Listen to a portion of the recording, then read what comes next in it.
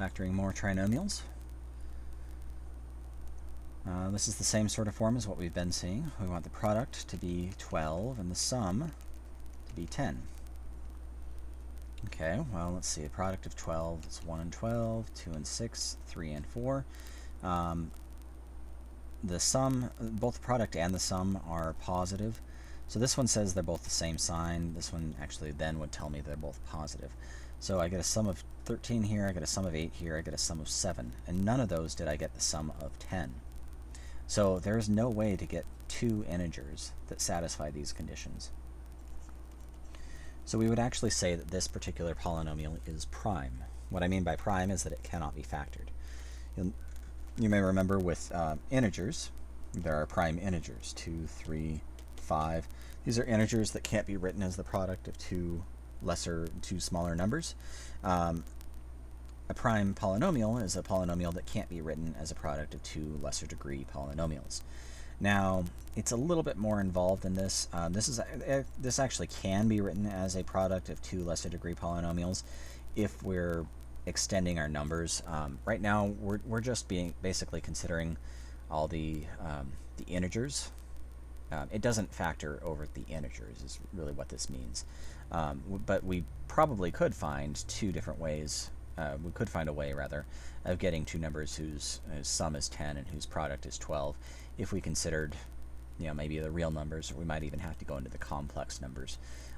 But for our purposes, it doesn't show up in our list right here, so that means we basically don't know how to find it. So we're just going to call it prime for now. If you go into Math 95, you'll look into actually factoring these. You kind of don't have to call anything prime anymore. You actually look into some other techniques for factoring. Alright, on this one, m times n equals 8, m plus n equals -5. These are we need to find the two numbers such that these are true. So let's see, let's find the different ways we can multiply two numbers together to get 8. 1 and 8, 2 and 4. 3 doesn't go into it, 4 is already included, so that's everything. We want the sum of -5, so actually I should probably make both of these negative, because this would be negative sums this way. But we have a -9 and a -6, so we never get that -5. So again, this one is prime.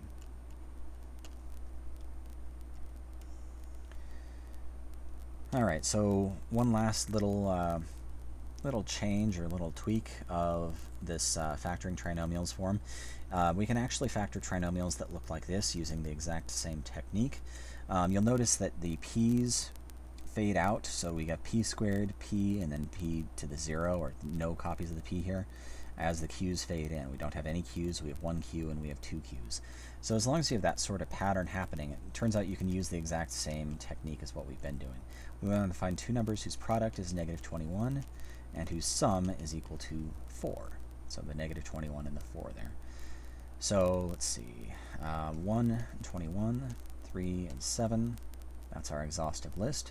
We want the product to be negative, so one of the two numbers is going to be negative. We want the sum to be positive, so it's going to be the lesser of the two numbers, the one that's closer to 0, rather.